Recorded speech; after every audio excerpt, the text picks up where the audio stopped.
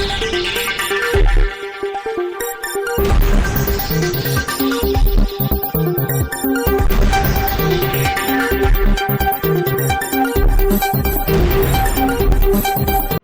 દર્શક મિત્રો, આપ જોઈ રહ્યા છો શિનોર સમાચાર।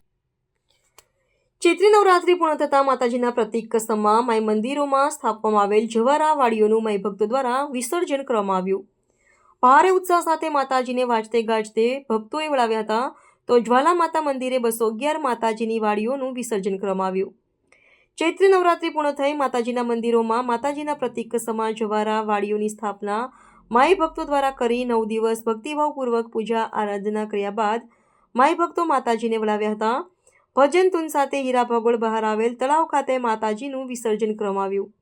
ડભોઈ ઐતિહાસિક હીરા ભાગોળ ખાતે આવેલા ગઢ ભવાની માતાજી મંદિર સહિત જ્વાલા માતાજી મંદિર ખાતે સ્થાપવામાં આવેલ 211 જેટલા જવારાનું વિસર્જન ભક્તિભાવપૂર્વક કરવામાં આવ્યું। ત્યારે પંથકમાં તમામ માતાજી મંદિરો ભક્તો દ્વારા જવારાની પૂજા અર્ચના બાદ આજે 10મા દિવસે વિસર્જન સંપન્ન થયું। ભક્તોએ ધન્યતા અનુભવી હતી।